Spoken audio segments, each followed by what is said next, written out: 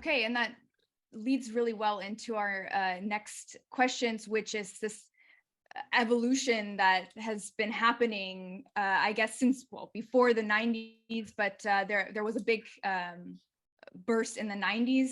I would say only because I know my mom was into aromatherapy in the 90s.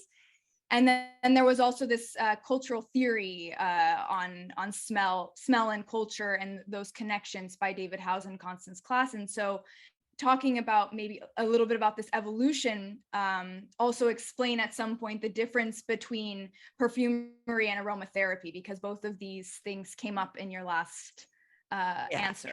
Yeah, well, they kind of, I'll start from the back, and aromatherapy and perfumery, it kind of depends who you ask what the difference is and what the definition is. The aromatherapy in the broadest sense, if you look at the word aromatherapy, is using aroma therapeutically. So using aroma to achieve greater health, wellness, well-being.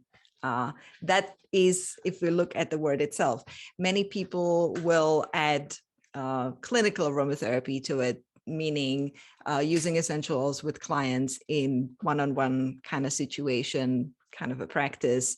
There are different kinds of aromatherapy, but if we look at aromatherapy, for me, it's about the intention. So are you intentionally using the aroma? Are you intentionally using the sense of smell? Are you intentionally using essential oils for healing purposes? Versus perfumery is more aesthetic, perhaps artistic endeavor, where it's more about the impact of the fragrance on your emotions, eliciting some reaction from, let's say, the audience, because when you use a perfume, you use it for yourself, but you also use it for others to somehow receive it. So that would be my personal distinction between aromatherapy and perfumery. As I said, you can ask many people, especially in the field of aromatherapy, and they might give you slightly different answer. And I do like to add qualificators to the aromatherapy, like clinical aromatherapy or essential oil therapy, when we kind of take the fragrance out of the equation and look more at the pharmacological properties. So I'm not even sure that could be strictly called aromatherapy, because it's more about the chemical makeup than it is about the aroma. In terms of the revolution that you talked about, the kind of 90s, everybody got into aromatherapy. I would think that, well, that's a bit more question for Robert, for my husband and and the founder of the Tisserand Institute, because he was there, and he did publish the first book written in English on aromatherapy called The Art of Aromatherapy in the late 70s.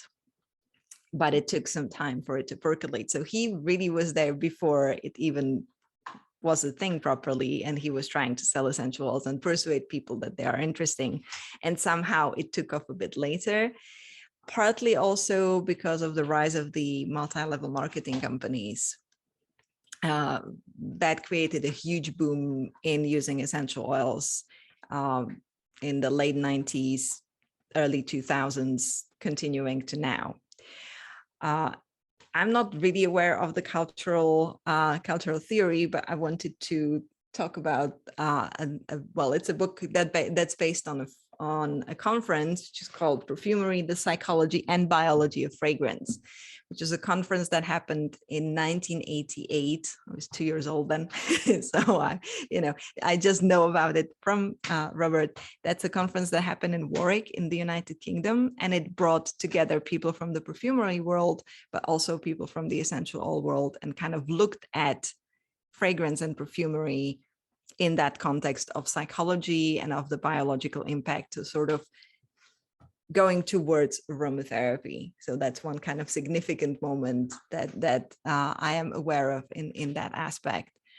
And we're seeing the same coming back now with many perfumery brands embracing the concept of aromatherapy and creating perfumes with proclaimed benefits for your well-being as well.